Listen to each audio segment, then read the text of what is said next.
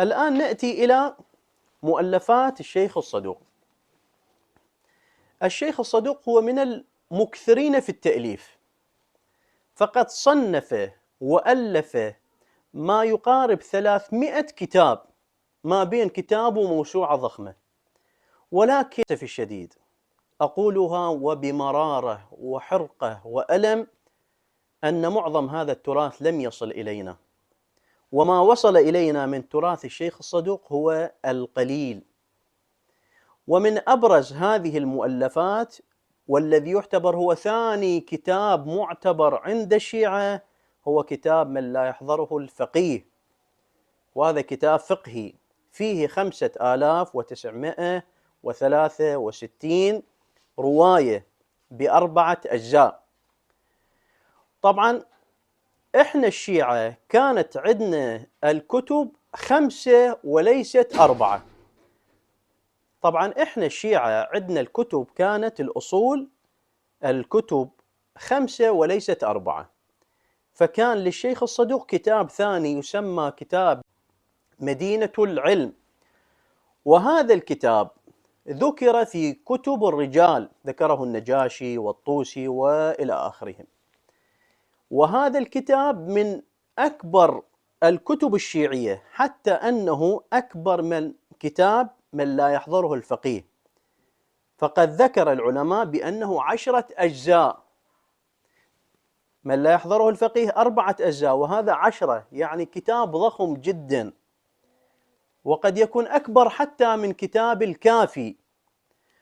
وهذا الكتاب كان موجود عند الشيخ المفيد والشيخ الطوسي والسيد المرتضى، ثم انتقل إلى علماء الحلة عند الشيخ ابن طاووس والمحقق الحلي والعلامة الحلي، إلى أن انتقل بعد ذلك إلى علماء جبل عامل الشهيد الثاني والشهيد الأول، وإلى أن يقول الشيخ البهائي وينقل هذه الرواية، يقول: وكان عند والدي، أو كان والدي ينقل عن كتاب مدينة العلم، يعني الكتاب كان موجود إلى زمن الشيخ والد البهائي اللي هو الحسين بن عبد الصمد الحارث الهمداني المتوفى سنة 984، يعني الكتاب واصل إلى العصور المتأخرة.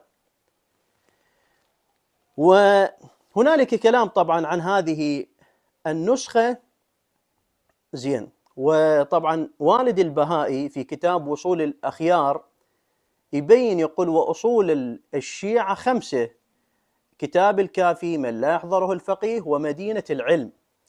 طبعا والعلماء نقلوا من هذا الكتاب، والآن أكو كتاب صادر من العتبة الحسينية مرويات مدينة العلم.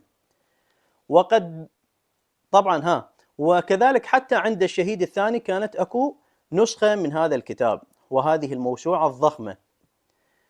وقد بذل المجلسي والمرحوم آغا بزرك الطهراني بذلا جهود جبارة كبيرة، وبذلا أموال طائلة في سبيل الحصول على نسخة من هذا الكتاب، حتى أنه العلامة المجلسي دز وفود إلى اليمن إلى الهند في سبيل الحصول على نسخة من هذا الكتاب، ولكن للأسف الشديد لم يجد له ذكرا، ولا يعلم أين ذهب هذا الكتاب، اختفى تماما من الساحة الشيعية. تمام. وكذلك له كتاب أيضا، طبعا كتب الشيخ صدوق كثيرة جدا، كذلك من هذه الكتب كتاب كمال الدين وتمام النعمة اللي هو حول الإمام المهدي عليه السلام. وقد أشار الصدوق في بدايته في مقدمته بأنه رأى الإمام الحجة عجل الله تعالى فرجه الشريف في عالم المنام في مكة المكرمة، وأشار إليه بأن يكتب كتابا حول غيبة الإمام عليه السلام. يقول: فاستيقظت من النوم وقررت أن أكتب هذا الكتاب. وهنالك مؤلفات كثيرة جدا للشيخ الصدوق رضوان الله تعالى عليه، والحمد لله رب العالمين، وصلي يا ربي على محمد وآل محمد.